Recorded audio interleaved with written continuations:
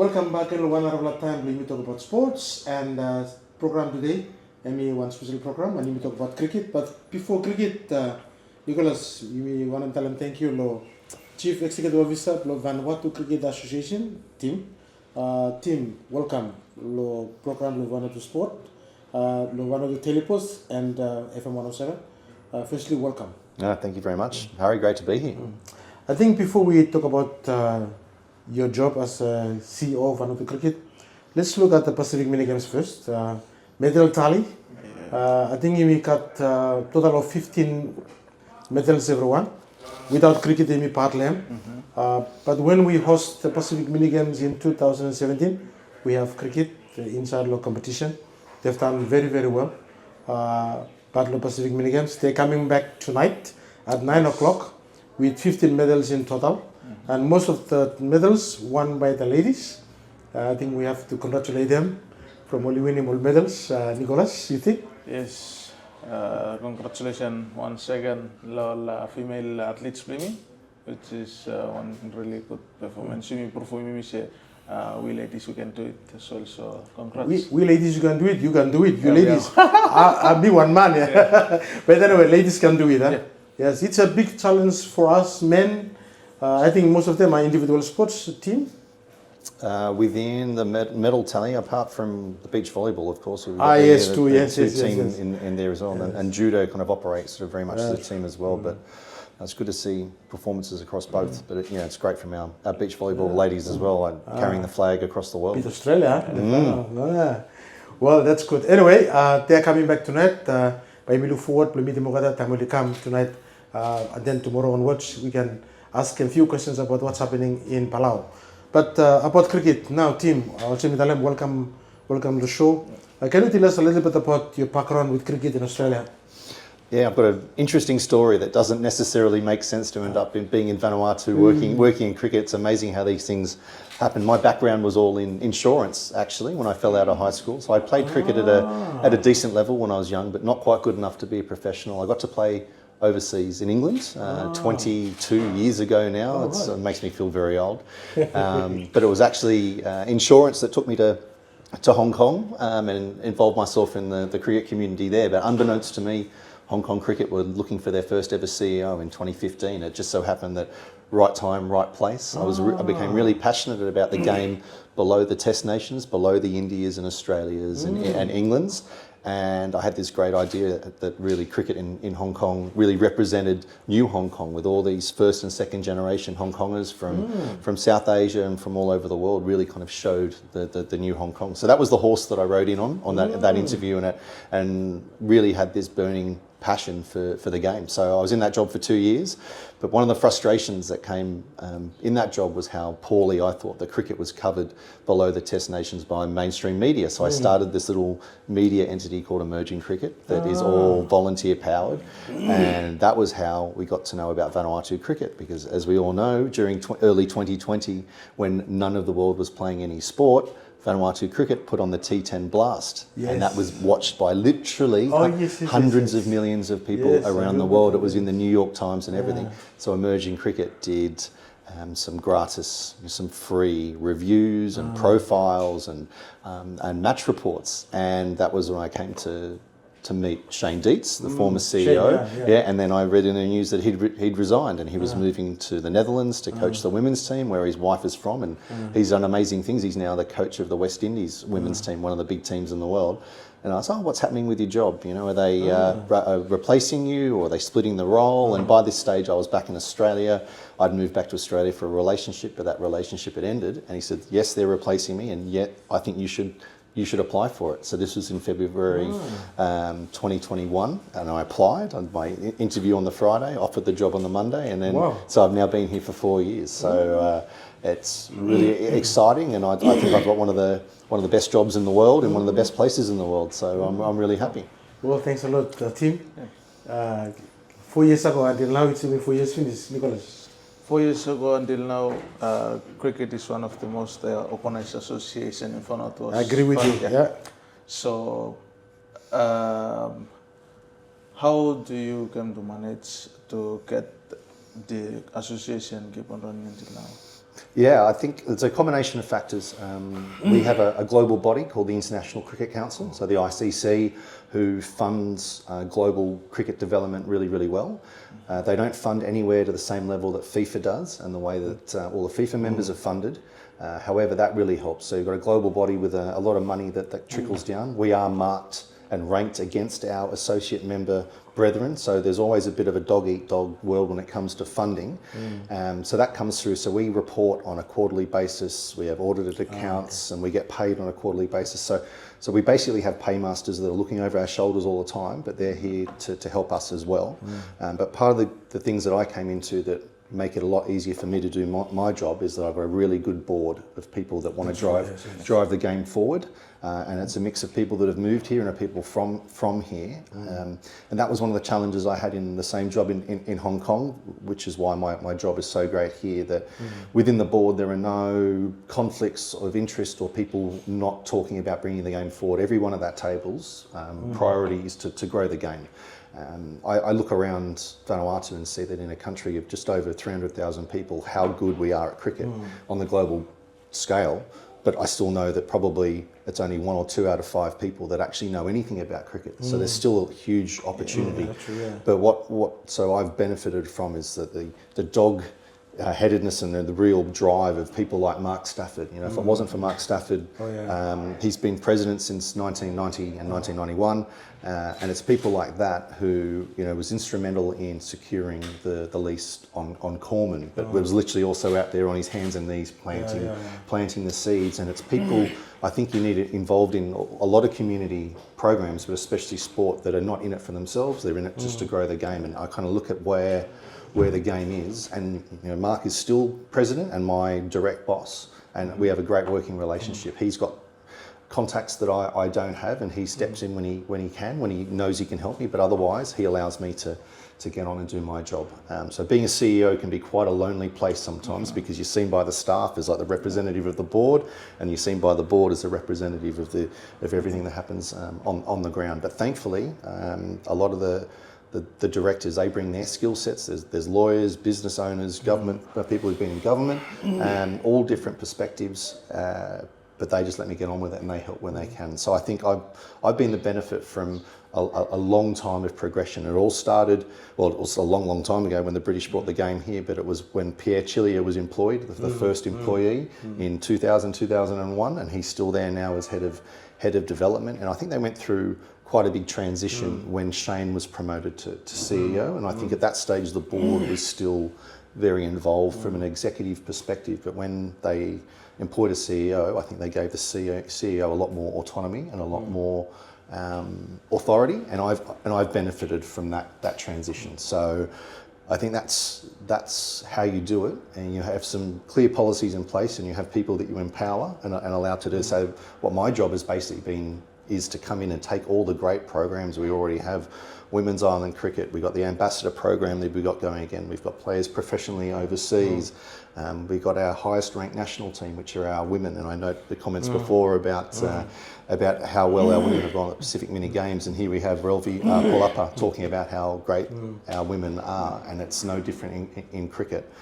It's to pull that all together and to make it sustainable. And for me, I want a kid to learn about cricket in school and have a very definite path about how they can play more here, because I'm sure you've talked about along the past the lack of sport in our public schools and the lack of investment and future-proofing sports strategy. So we need to do a lot of that ourselves, and that's what we're trying to do with a club coach program and training teachers as coaches. So that's my job. I don't need to reinvent the wheel. These things are already being done around the world, but my job is to try and make it fit for Vanuatu. Well, Nicholas, it's a big job, and I think Tim is doing a good job with the executive of Vanuatu Cricket Association, led by the president Mark Stafford, and I know the committee of VCA very, very well, and we work really hard to put cricket to one another level, and with Tim coming up, we want people plus. But if you're watching, Tim is Chief Executive Officer of Vanuatu Cricket Association, and cricket is one popular sport in Australia, popular sport in New Zealand, I know, and Vanuatu is like Port Vila. Maybe the other province will take time, but Port Vila cricket is coming up strongly, Tim, I heard you mention about the ambassador program. Can you tell us a little? Because I saw some young kids from Tana or where Santo come. Yeah, well, there's two elements to that. The ambassador program is our attempt, our project to try and spread the game and trying to amplify the game, and that's by taking teachers in that are key. Sometimes they may be involved with PE, sometimes they may just be the right person in the school who can drive some change, and we actually bring them in and give them coaching courses and coaching certifications, uniform. We've got about 300,000 Vanuatu of 2 pallets of gear coming from Australia. So we'll be putting out 25 kits, full cricket kits out to schools in Port Vila and beyond, to mean that when those teachers want to run cricket games, that they'll have the kit ready to go. So it's not a matter of come and use it and then leave it here. They'll be able to take it back to the school. So beyond that as well, we've got ambassadors trained in Luganville, in South Santo, Luganville, and also Tanna. You're from Santo. That's good news. Yeah. So Jonas Pillow up there is one of our key guys there who has been really, really good. So we've had offices in Santo, Malakula and Tanna for a number of years. Our Malakula officer had moved to Luganville, but so those two, they've always been referred to as outreach, but I feel like outreach is the first time you make a move, and we've moved to the next level there because we've got teachers being trained, we've got leagues being played now in both places. We have over 200 women playing island cricket in Tanna, which is amazing as well. But we have Mary Estelle Mahuk working for us. So when Mary goes to Tanna, people follow her. Absolutely. So. So it's growing. It's still at a developmental stage, but with our launch of the Ambassador Program and the new Interchange National Academy, that will mean that we can have the same level of coaching happening in Santo and Tanna that's happening here. So that'll mean that kids don't only have to come to Port Vila to grow as cricketers. And we have 9 scholarship students that we've brought from here. So that's an investment of about 1.2 million Vanuatu from us, straight out of our pocket to support their schooling, but also giving them a stipend every week for them to live. And so that's another part of the program. So that's a chance for them to come here and be part of the academy, but we're trying to make sure that the kids and adults alike can grow in the provinces rather than having to come here. So that's our next step. It won't happen like that, but it's something we're really trying to invest in, knowing that you've just got to start with a broader base if we want to go bigger. Talking about how few people know about cricket, that's great, and there are more people that know, but we've got to have the coaches and the facilities to support that as well. Facilities is another thing to talk about, but now when we talk about the facilities, at the moment we are using our own ground. It's Vanuatu Cricket Association ground at Korman area. We used to say Korman and Tasarigi, which the right name? Yeah, it's had a couple of different names. I think the easiest thing that I would just refer to is the Vanuatu Cricket Grounds at Corman, because I think it ticks. It used to be called Kazai Field. I think it's one of the early peer-to-peer sharing networks that got some money out of that.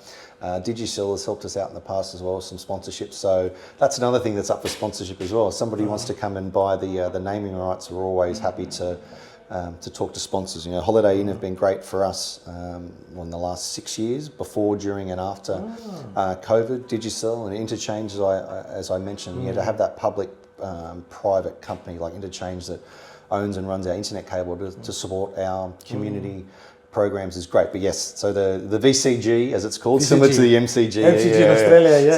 So at Corman. But I always make sure that we say both. I know Mark's like, it's a Vanuatu cricket ground, but it's like, just make sure people know where it is. And that's one of the things about there. All of our events, although people drive past and see that the fence is up, that's just for security on a night, day and night, but it's always free to come in and watch cricket, to play cricket. So if you're ever interested about cricket, especially on a Saturday, just wander in and talk to someone in a red shirt or someone playing, and they'll be able to help you out. And I think that's one of the things that I want people to know, that we're welcome to people wanting to be involved. It's not all about playing, as we know. We need coaches, we need umpires, we need scorers, we need team managers. There's a part and a place for everyone in cricket. Free entrance? Yes, always free entrance. Not like soccer, you have to pay. Look, if we get to the point where we have value enough, where people are happy to pay, but we've been able to host 4 international tournaments in the last 3 years. We've seen our women qualified to beat PNG, who are ranked 12th in the world, going on to beat Zimbabwe. A test nation, they get close to $1 billion Vanuatu a year in funding alone. So for us to beat them is amazing. But yeah, you were able to come and watch those tournaments all for free.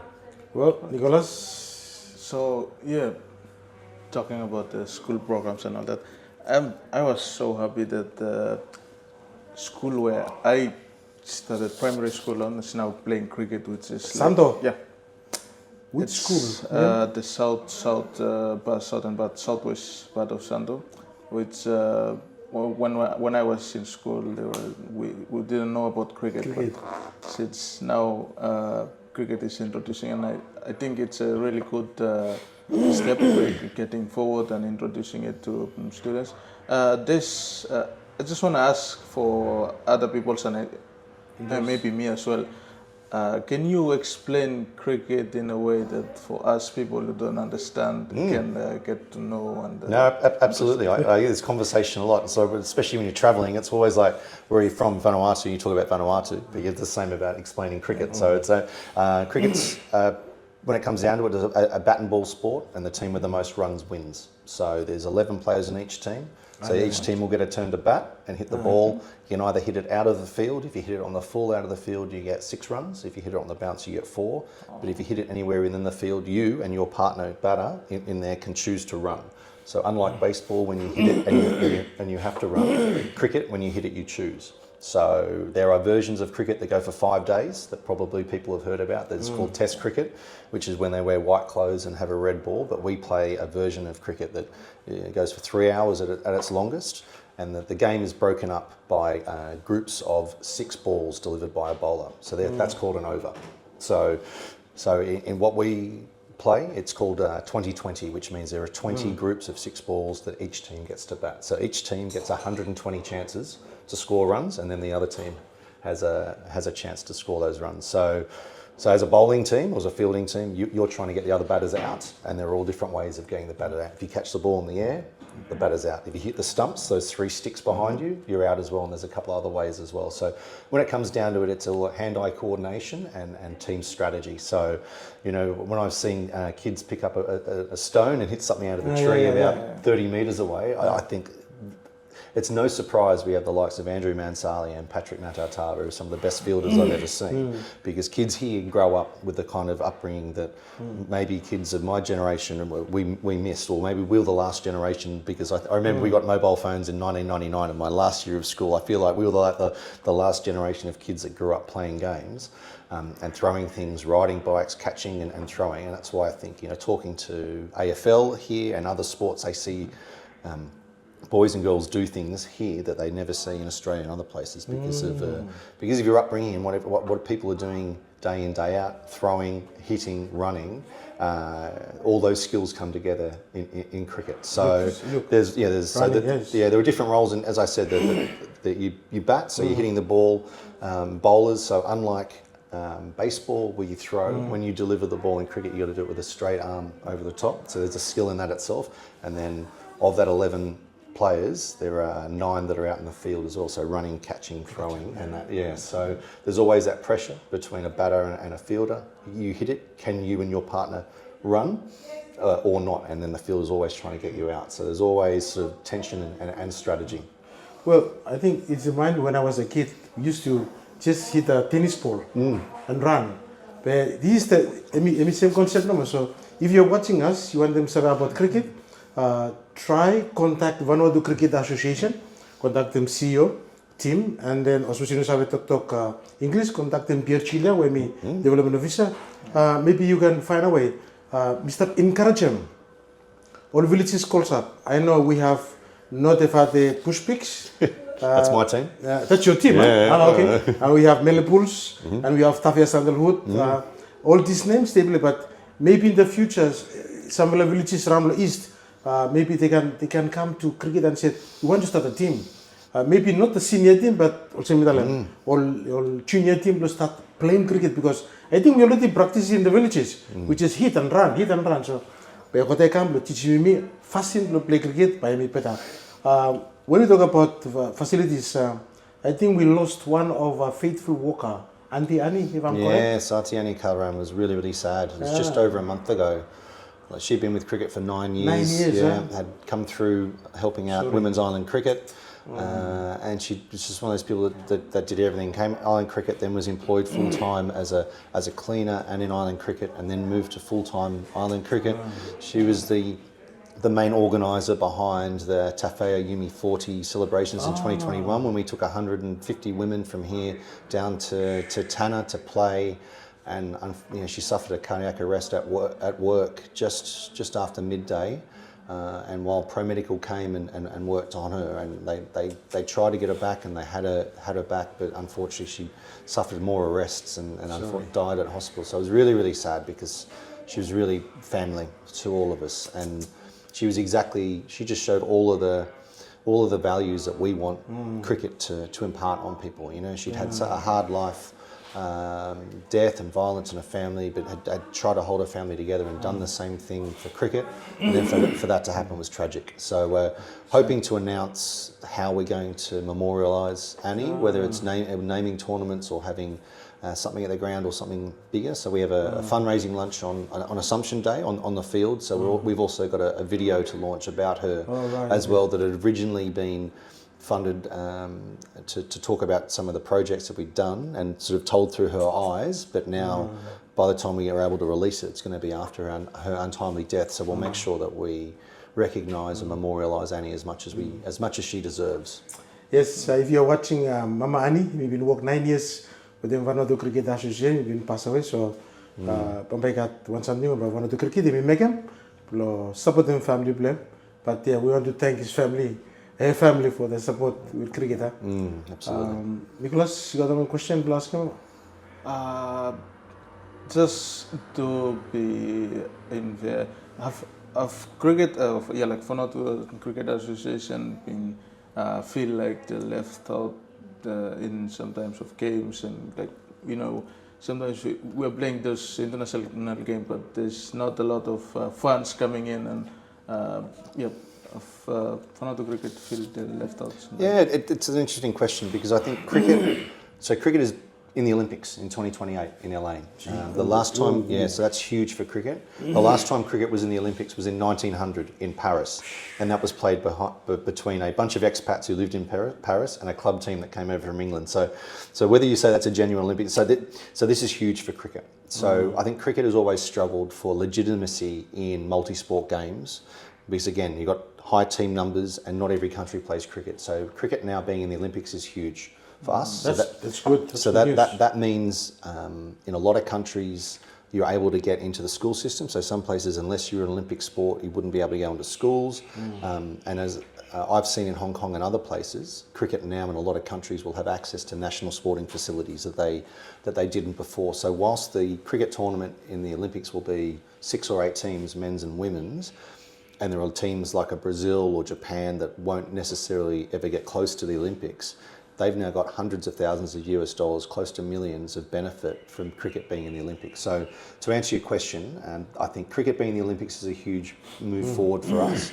One of the challenges from a Pacific Games and Pacific Mini Games is that when Tahiti, Tonga, Solomon Islands, countries that may have played cricket but don't anymore, if they don't have facilities, it's really hard to ask a Pacific nation to spend money on new facilities. So in the past, we have actually put our hand up and contacted those organisations, the committees, to say, look, we're happy to host cricket here, as during the Olympics in Beijing, the equestrian was held in Hong Kong, and when Australia hosted the Olympics in Melbourne, the equestrian was in Sweden. I think that's right, in Sweden. Yeah, so this has happened before, and if there's a way for cricket to remain in the game, so that's the hard thing. So when we were pitching for the 2027 games, that would have been great, but then when we didn't get it and went to Tahiti where there's no cricket, it makes it really hard for us. But I think from a cricket point of view, we need to make ourselves as easy as possible to deal with, and that comes with some great buy-in from the International Cricket Council. I know that they're part of the Pacific Games movement. So it's not so much about us being left behind. I think it's for us to be a lot better at telling our story here, because it's great for me to come on and talk about it here. Our cricketers are amazing. We've got our highest ranked sporting team are our women. We beat teams ranked 12th and 13th in the world, and we're ranked in the 30s. So this is huge. We've got 2 women playing professionally in Darwin. At the moment, we had 8 men and 1 woman playing professionally in Melbourne over the last summer period, and we're hoping that will increase. William Singh Nalissa, Tafea player, went to Spain to play in a T10 competition, which I talked about T20 being for 3 hours. This T10's even shorter. So he was interviewed by all of the commentators and whatnot there. He got to talk about Vanuatu, the game here, and so that the potential is out there for some of our cricketers to play in some of the highest leagues. So I don't think so much about being left behind. I know that cricket is quite well funded when it comes from the global body, but we spend every Vatu that comes in. I think our budget for all of our programs this year is getting close to 90 million Vatu, and that's based 90. I think it was about 87. I think Dorothy and I were looking at it the other day, but that's every Vatu that comes in is being spent to go out. High performance development. I mentioned the scholarship program. That's 1.3 million. Our academy is 2 million. These things all add up, because the disadvantage we have is that we don't have these associations, these cricket associations around the country that exist organically. Everything at the moment we need to do, and that's something we're trying to change. But like I said before, it won't happen overnight, but it's a matter of us building a really good base. And similar to Vanuatu Paralympic Committee talk about their hub and spoke model. That's something similar, but you've got to start from a strong base before you can expand. But we've got a really good start, I think, because of how good we are on the global scale. Don't get me wrong. I think any sport sitting here in terms of facilities, investment in a national sports academy would be great. And cricket, yes, we need big grounds, but we can have multi-sport options there as well for different sports to be playing. You mentioned Corman. We had rugby league play a few internationals recently on there as well. Independence Park, we mow that and look after Independence. We look after everything on Independence Park apart from the pavilion. Cricket has been played there as long as cricket has been played in Vanuatu. So it's all about partnerships and working together, because there's not so much. I don't see other sports as the enemy. As long as kids and families are involved in sport here, especially team sport, I think we're happy. So how cricket can be part of that to help grow other sports and other sports to help cricket, I'm all for that. Well, thanks, Tim. So suppose you start watching maybe some team that first time, Nicholas, the stadium down low, he free. Time with team play, let's go and watch, because Tim, I was thinking about, there's a lot of young people who don't work in different areas in town, Beverly Hills, Freshwater. Imagine if you involve 15 young people or 20 play cricket. I think they're going to forget alcohol and whatever, drugs or whatever. So I think it's best for the community in town, maybe asking questions, Vanuatu cricket. How can you help us? Because when driving in the afternoon around the area of Port Vila, helping the police, tell your kids to play cricket. I think it's a very good sport that will make a mind blow, that think quickly and then focus. Football you play with the legs, but in cricket anyone mind game. You have to be ready. But Mr. Ting say in the future maybe the community, Platinia, Freshwater, should have one community team so we can help them play and get out of all this trouble. No, absolutely. I'd like to talk to you more about when we finish, because you took the words right out of my mouth in terms of building around communities. And we're already in schools, but that's a good thing that our Women's Island Cricket does, that it kind of builds out of communities. You mentioned Bladenia, they're a brand new Women's Island Cricket team. You mentioned Beverly Hills, and again, Maria still lives up there, yes, and there's a large field there that we're trying to get more use of at the moment. But and we've got that huge field down at Corman as well. I was only talking to someone the other day, is that we should really have a sports open day where we invite all the sports down to have station where kids and families can come and try, because we've got this great field. Yes, we use it some of the time, but not all of the time. We had the Soweto gospel choir on there as well, which was great. A nice big open space, despite the weather. So we had some nice, really muddy tracks there, but it's fine. That's a good thing here, that things always grow. So no, absolutely, and I think always up for ideas with other community partners or community leaders to talk about how we can do that, because our door is open to all of these opportunities. If there's more kids that are being involved, learning something new, and as you said, cricket is a really cerebral game, strategic as body and mind. I think you sort of talk football fall down a little bit there. It's like, yes, it's legs, but there's still a lot of thinking. Oh, You know, and then yeah. this is, I couldn't make my mind up when I was a kid. Should I be a striker or a goalkeeper? So I used to like, even when Goalkeeper. yeah, no, exactly. Still, yeah, exactly. Yeah. And then as I got older and slower, it was like either goalkeeper or sweeper. But it's still, and I think that's the beauty of sport as well. The things that you're learning, you don't know that you're being taught. And I think that's one of the beauties of sport, that, and even numbers and counting, you know, when it comes to goals and it comes to in cricket runs and overs, there's all these things that kids learn that, you know, the hardest thing is to teach someone is when they know they're being taught. But if they're learning because they're learning how to play a sport and be part of something, I think that's one of the most rewarding things about being involved in sport. It's great to have international recognition and performance, but it's seeing the effect that you have on the kids, the families, and the communities that the sport's involved in. Well, Nicholas, we start asking on communities, contact Vanuatu Cricket Association, help him, all young people will work, help him Vanuatu Police Force. Let's bring them out from the dark, bring them to the light, and maybe they don't play football, but they can play cricket, whatever. So we help them. Sometimes just you know talk to what them will begin, but let's help them come out, and then they can play cricket. Now, I'm gonna ask you about our players now. We just came back from Papua New Guinea, the ladies. They came third on the ladder, sponsored by Australian government. You think it won a very good performance to Papua New Guinea? It's like I'm going to take a deep breath because it's. I think that we probably performed as predicted, but we were in two really strong positions in our matches against Papua New Guinea. Yeah. So, because of how the funding now works, where we're ranked affects our funding. You know, Right. so where we're ranked at 32 in the world at the moment, we get $55,000 on the basis of that ranking. So that's a really cool thing that our women's team now bring in more money than our men's team. Yeah. So if we get to 30th in the world, then that annual funding goes to 90,000. So there's this huge step. So every game now there's something riding on it. So we talked about before with the teams of 11 players, we had half of Papua New Guinea's team out for only 15 runs. And that's huge. When you get to that point, you need to keep that team to 30 or 40. But in the end, they got to 90, and we didn't get close. So I think it was too bad that Captain Selena Solomon wasn't able to make it because she had a knee issue and work commitments in Australia. If she was there, who knows? Cool. But what was really good, it gave some experience to see younger players that were there.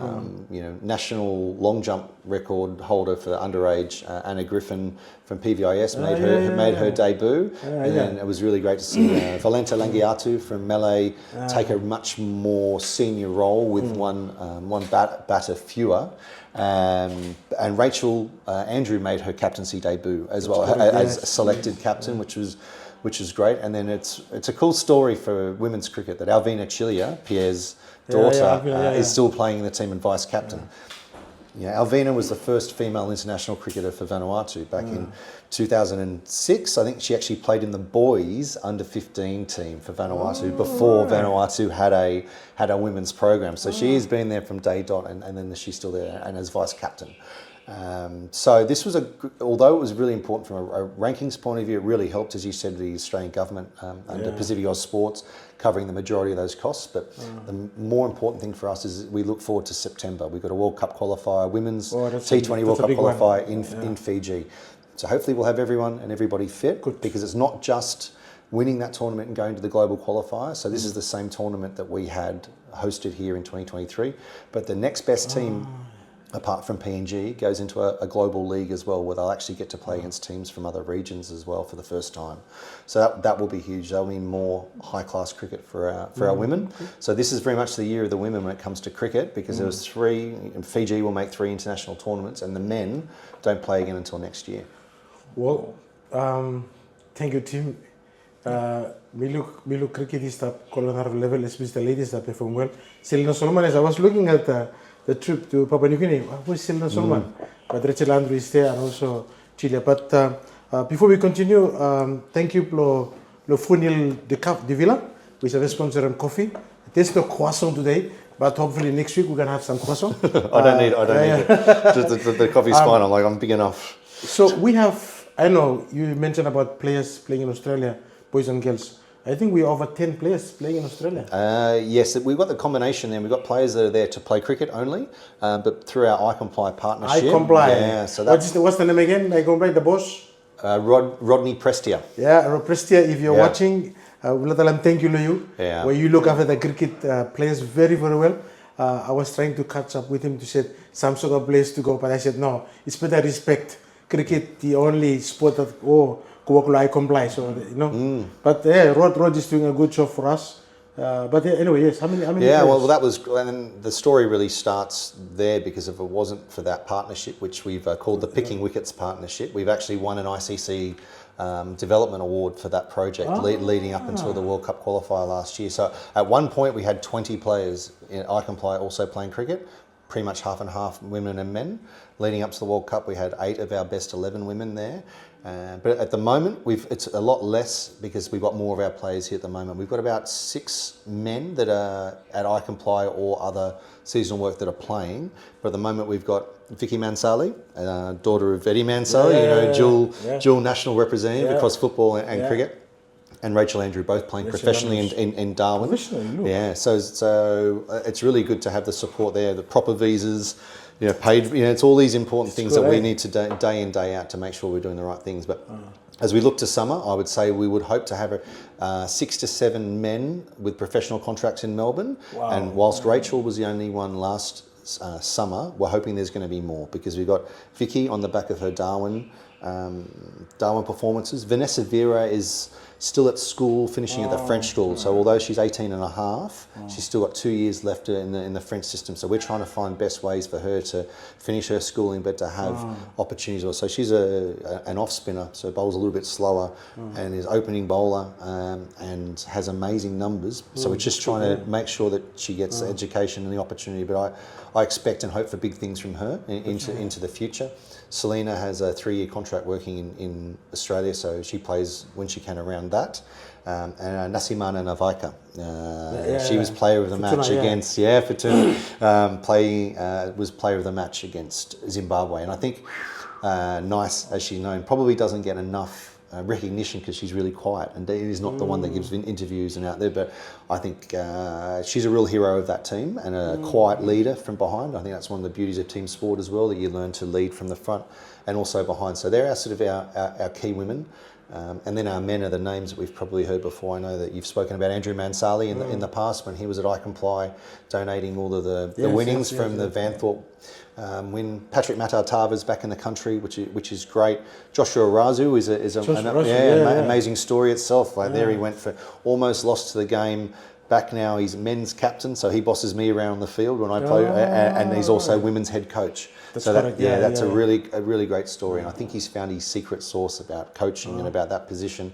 So he's captain of the men's team, and then we've got a number of other good men's players and some young ones coming through as well. Darren Watu, fast bowler, Wamaju Watu, again, all these Fortuna, there's a real strong community there in Seaside that make up the. So really between Melee and that Fortuna and William Singh Nalissa, as you mentioned. So as we look forward to next year, I'm really hoping, I'm applying to the ICC for us to host that men's event next year, and that would be great. So, and again, there won't be any ticket prices for that, but if anybody wants to watch cricket, we've got our North versus South women's game this Saturday from 10 a.m. at Corman. So come one, come all, and then we've got an under-23s rep game in the afternoon as well. So if there'll be a bar selling beer and soft drinks down there as well. So if people want to come down and watch, please do. The gates open. Yes, that's very true. Suppose you start watching you can page the Vanuatu Cricket Association by looking plenty information about all matches which are taking place lo Vanuatu Cricket Ground, lo Corman area, and mobile news listen. So MCO idalem, the gate is free. Just go and watch. Nicholas, meeting said team idalem planted something today was very, very good. One thing we appreciate the more team is you giving us the numbers. Some sports federation, they never give us the numbers, like how much money we get from this, 1 million baht to 2 million. They never tell us the numbers. Okay. But today, I know every year when cricket have its own annual general meeting, they have the figures in one big flip book. And a few years ago, I used to receive the report from Vanuatu Cricket Association. So I'm looking forward to receive one more annual report, AGM. And they're very honest, like Imtalema. Max Tavod is a good leader. with them all manually stuff around them. The same with Tim, a good CEO with them all staff them. You work very, very hard, and we want to thank you. Oh, thank you. One question is for us, Nicholas, Dorothy, myself, and the sport reporters from other media association. If we don't know anything about cricket, not the rules, can you help us with a small refresher course? Yeah, absolutely. I'd be happy to come back. We could do it here in front of there, or I can share a YouTube video that talks about it as well. Simply, but like I said, it's there's no door to push on. It's an open door for us to do anything like that. We could do a live video from Corman. I could bring some of our players in that can show you. Or I could bring in some of our national players rather than me. Nobody wants to see me doing this. We can bring in some of the real national heroes to do that. That's absolutely, and I'd be more than happy to do that and to share that through here and then on all those other channels, because I'll make us as easy to access and as accessible as possible. Yeah, we all time for Olympics, one of the cricket. New Zealand or Vanuatu beat Solomon by 3 rounds or whatever. That's what I'm reporting on, you know. Yeah. Samoa was really close. I know. But we need to know more. Yeah. To understand that. Get to know the game very well so that we can report. No, absolutely. Be happy to. Yeah. Well, thanks a lot for coming, Tim. No, I think my pleasure. we cover most of our questions at the moment, but we will invite you again to the program. Maybe in the next few months when the team is ready to fly to Fiji. Yeah, Fiji is the middle of September. So if we can talk again in another month or so at the back end of August, we'll have team selections and some stories. Maybe even bring a player or two, and they'll be able to tell you their story. So some great stories. I think maybe we can bring Pierre Chile to come talk about his development program. I think he's fantastic. He's working very, very hard. He's been there for many, many years, and he understands inside and outside of cricket in Vanuatu. So maybe we bring him Pierre one time. We're coming to the end. Anything you want to say? No? Ask? Just one last question. I think we're taking a lot of time now. Where do you see Vanuatu Cricket Association from 5 years from now? Yeah, it's good. I feel like I'm in a job interview. This is good. Stay here. Yeah. What is your? I think for us to be successful, we need to look beyond the ICC for all of our funding to come in, and so the partnership with Interchange, I think, is the start of many similar relationships that I'd love to build here that really support our programs and that mean that where our national team goes up and down does not result in our programs being affected. So my job, and I think something I'm really working hard is, and I'm asking anyone out here watching that wants to come and talk about our programs to align companies that have the same values as what we do and the community programs that we're trying to run to mean that we have a much more sustainable financial model, meaning that we're not watching our funding list from the ICC every year thinking, what do we have to stop spending money on? So the better community partnerships I can help build and as a sport will mean that the game can grow, and I think the community will be better for it. And then that will just feed in, that from kids learning the game in school, to teachers being trained, local coaches, local officials, Port Vila and beyond, and everything else will just follow. Everything else will be easy after that because the talent will be coming through, the playing opportunities overseas. I'd love for people that are looking at seasonal work or who play cricket will actually have a choice to play cricket rather than having a mix of both, but also have the options there. So I know that that's the reality of life here, and we can't make seasonal work go away in terms of the economic disparity the challenge that we have. But from a sporting point of view, if we can give those opportunities, then great. So the more people involved, the higher skill level, there'll be more opportunities. So that was in 5 years' time. I'd love to see not only our international ranking grow, but for us to have twice as many people playing the game and in twice as many schools. And then more facilities and more sports talking together and building up, Vanuatu on the back of sport. Well, for the next 5 years, I think you have to stay here for the next 5 years too. Yes, if Mark Stafford is watching, we need team to stay back here. Anyway, thank you, Thomas. Before we finish, I would like you to say thank you to all your sponsors, our sponsors, because without our sponsors, Timbachi might invest some hard time, but I know there's another faithful sponsor here, Holiday Inn Resort. If you want to say thank you to all the sponsors. No, absolutely. Well, it's thank you to the community first, because without people playing and without parents and their kids coming to play, cricket doesn't exist. So thank you to that. But without the support from well, obviously the Department of Youth and Sport. You know, our lease at Corman is a sublease under the Sports Authority, and that is our home. You know, but Holiday Inn have been with us for 6 years, and thank you very much. Digicel Pacific in the last few years have been great. Interchange, huge to come on this year. We're talking to potentially a couple of more sponsors, but we'll see. But across Ridgeway, Blake Lawyers, Hurley Lawyers, Barrett and Partners, there's all these little sponsors in the background, Vanuatu Glass and Aluminium. There are so many people that put money in that don't necessarily need or want recognition, but want to know that they're supporting cricket. Airports Vanuatu supported us pre-COVID, and then we hope AVL gets back to a point where they're able to support community movements as well. But yeah, they're our main sponsors, so thank you very much. We're talking to a couple of potentially new sponsors that we might be able to announce soon, but thank you very much to those ones I've mentioned, because without those we're not able to do what we do. Well, Tim, thanks a lot. On behalf of Vanuatu Telepost newspaper and 107, people thank you. Plus have come. And if you're watching, you want to support cricket, sponsor them cricket, no hesitate to contact them team. Vanuatu Cricket Association, straight lo Corman area, the office is down there, and then catch up. But before we finish, I think one last thing, you are renting out your room for meetings. Yes, yeah. So our conference rooms. 10,000 Vanuatu for one day or 1 hour? Full day. Full day. 10,000 for a full day, and then on top of that, internet. We can do catering as well. Catering as well. We do catering on top that we all organise. So no, it's been really good because Jamal Vera, who unfortunately has moved on to working for the Australian High Commission, but we got everything really up and nice before the earthquake, and now that there's such a lack of meeting space out there, so we've had a lot of the time. And again, it's another great marketing opportunity for us, for a lot of people that don't know anything about cricket. But yeah, the Youth Council rents one of the buildings.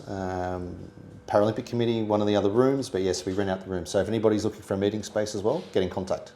That's very true, because any association, when I got on meeting plan, one of the cricket association, I got one special meeting room, we look TV screen, everything's inside. That's very, very good, 10,000 Vanuatu for one day. Meeting say by, no, it's very special, air condition inside, and by no regret. So, what I'm talk here, again, on behalf of Vanuatu Telepost and 107, Nicholas, thank you. See your team, thank you. And we'll only wish him, Vanuatu Cricket Association, all the best of future. And we're looking forward to having you again here in the next few months. Looking forward to it. Thank you. Thank you. Thanks, everyone.